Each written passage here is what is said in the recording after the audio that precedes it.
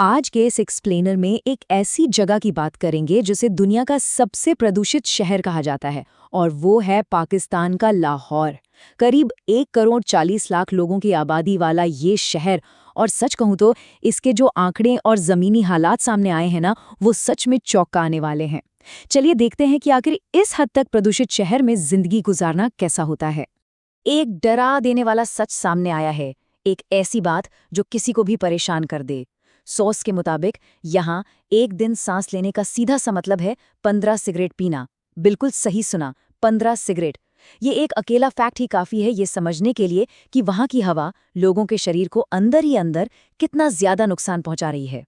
Welcome to dust health, the sensory reality of Lahore. चलिए समझते हैं कि प्रदूषण का ये असर सिर्फ किताबों या आंकड़ों में नहीं, बल्कि वहाँ की हवा और माहौल में कैसा महसूस होता है। लाहौर के अनारकली बाजार का हाल देखते हैं। यहाँ दुकानदार हर रोज धूल और मिट्टी से एक ऐसी लड़ाई लड़ रहे हैं जिसमें जीत मिलना लगभग नामुमकिन है। हवा में एक अजीब सी खट्टी और फफूंद जैसी महक है जो सीधे फेफड़ों में उतर जाती है। और जब गर्मी में पसीना आता है ना, तो हवा में तैरती हुई ये मोटी धूल त्वचा पर गीली मिट्टी और कीचड़ की एक मोटी परत बना देती है। ये प्रदूषण सिर्फ दिखता नहीं है, ये बाकायदा जिस्म पर महसूस होता है। Anatomy of the smog, the microscopic threat. आइए इस एक्सट्रीम पोल्यूशन के पीछे के साइंस को समझते हैं और देखते हैं कि इस हवा में आखिर ऐसा क्या घुला है जो इसको इतना जानलेवा बनाता है। सबसे बड़ा खतरा है PM 2.5। अब ये क्या है? ये उन जहरीले कणों को कहते हैं जो एक इंसानी बाल की मोटाई से भी 33 गुना छोटे होते हैं। डीजल के धुएं और कोयले के जलने से पैदा होने वाले ये कण इतने हल्के और बारीक होते हैं कि हमारी नाक का नेचुरल फिल्टर सिस्टम इन्हें रोक ही नहीं पाता। ये सीधे फेफड़ों की गहराइयों में उतर जाते हैं और यहाँ तक कि खून में भी घुल जाते हैं। इस समस्या की गंभीरता का अंदाजा इस बात से लगाया जा सकता है कि अमेरिकन एनवायरमेंटल प्रोटेक्शन एजेंसी के हिसाब से PM 2.5 का सेफ लेवल 50 है। सिर्फ 50। लेकिन उसके मुकाबले लाहौर में इसका औसत लेवल 300 से लेकर 600 तक चला जाता है। ये सेफ लिमिट से कई गुना ज्यादा है और एक बेहद खौफनाक तस्वीर पेश करता है। इन जहरीले कानों का इंसानी शरीर पर जो असर होता है वो सच में दिल दहला देने वाला है। फेफड़ों का कैंसर, दिल की बीमारियां और अस्थमा अब बिल्कुल आम हो चुके हैं। इसका असर बच्चों के समय से पहले जन्म लेने और उनके दिमागी विकास पर भी पड़ रहा है।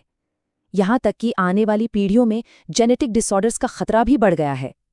सबसे दुख की बात तो ये है कि यहाँ इंसान की औसत उम्र 5 साल कम हो गई है। हर साल लगभग 1 लाख लोग इस जहरीली हवा की वजह से अपनी जान गंवा देते हैं, जिनमें सबसे ज्यादा तादाद मासूम बच्चों की होती है। Life inside the chaos, a city in overdrive. चलिए देखते हैं कि एक तो आबादी का इतना दबाव और उस पर से ये पोल्यूशन, ये दोनों मिलकर इस शहर की रोजमर्रा की जिंदगी को कितना मुश्किल बना देते हैं। सोर्स में वहां की सड़कों का जो हाल बताया गया है वो किसी सेंसरी ओवरलोड से कम नहीं है। सड़कों पर व्हीकल्स, ट्रक और पैदल चलने वालों के बीच हर वक्त एक अफरा तफरी का माहौल रहता है। उस भीड़ में थके हुए गधे भी दिख जाएंगे, और अगर आसमान की तरफ देखें तो चील और बाज हर वक्त कचरे और चूहों की तलाश में चक्कर काटते रहते हैं। ये एक ऐसा दृश्य है जो सच में हैरान कर देता है। इंफ्रास्ट्रक्चर और साफ सफाई का हाल भी कुछ खास अच्छा नहीं है।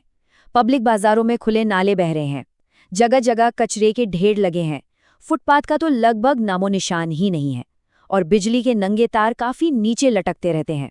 लेकिन इन सबके बावजूद वहां के लोगों ने किसी न किसी तरह इन मुश्किल और अस्वस्थ हालात में रहने का तरीका ढूंढ लिया है। इंसानी हिम्मत सच में कमाल की होती है। फिर आता है मौसम का सितम। अक्टूबर से दिसंबर के बीच जब तापमान गिरता है और हवा का दबाव कम होता है तो धूल और ये जहरीली गैसेस नीचे ही फंसकर रह जाती हैं। इससे वहां एक नया 5वां मौसम बन जाता है, स्मोग का मौसम। ये धुंध शहर को इस तरह से अपनी लपेट में ले लेती है कि आसपास का देखना तक मुश्किल हो जाता है। कई बार तो हाईवेज बंद करने पड़ते हैं और फ्लाइट्स तक कैंसिल करनी पड़ जाती हैं। A rich historical legacy, the magnificent contrast. अब यहाँ एक बड़ा दिलचस्प विरोधाभास है। एक तरफ ये आज का धुंध भरा माहौल है और दूसरी तरफ इस शहर का हजारों साल पुराना बेहद समृद्ध और शानदार इतिहास है। अगर हम इतिहास के पन्नों को पलटें तो पता चलेगा कि 16वीं से 18वीं सदी तक ये शक्तिशाली मुगल साम्राज्य की एक बेहद अहम और प्रगतिशील राजधानी रहा था। उसके बाद ब्रिटिश दौर आया, जहां उर्दू के साथ साथ अंग्रेजी को भी अपनाया गया, और फिर 1947 में आज़ादी मिलने के बाद आज ये एक मॉडर्न परमाणु शक्ति संपन्न देश का प्रमुख सांस्कृतिक केंद्र है। इस शहर की पुरानी इमारतों को देखिए, उनका पैमाना कितना विशाल था। मिसाल के तौर पर 1673 में बनी बादशाही मस्जिद को ही ले लीजिए। एक ही वक्त में वहां 1 लाख लोग इकट्ठे होकर इबादत कर सकते हैं। सोचिए, 1 लाख लोग! ये इसके शानदार अतीत की कितनी बड़ी गवाही देता है।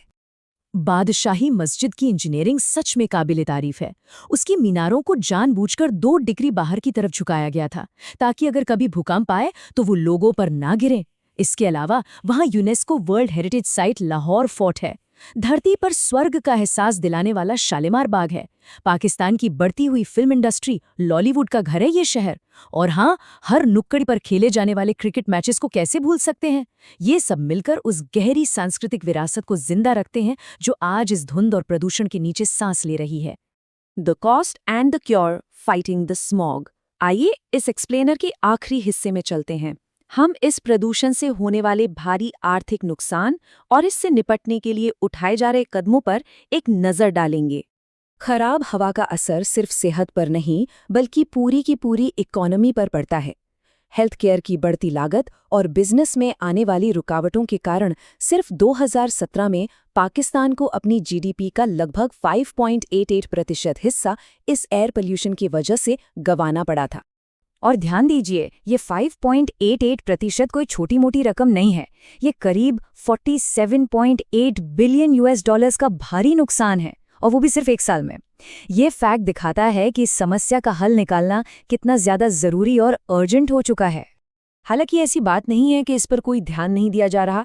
सरकारी स्तर पर कुछ सख्त कदम उठाए गए हैं, जैसे कि Punjab provincial disaster management authority ने कार्रवाई करते हुए 1718 ईंट भट्ठों को सील किया, पुरानी तकनीक वाली 2658 फैक्ट्रियों पर ताला लगाया और लगभग 11,000 से ज़्यादा प्रदूषण फैलाने वाले व्हीकल्स को जब्त किया। यहाँ तक कि पर्यावरण को नुकसान पहुंचाने के आरोप में 544 लोगों को गिरफ्तार भी किया गया। सोर्स में इस संकट से बाहर आने के कुछ प्रैक्टिकल और लंबे समय के उपाय भी बताए गए हैं।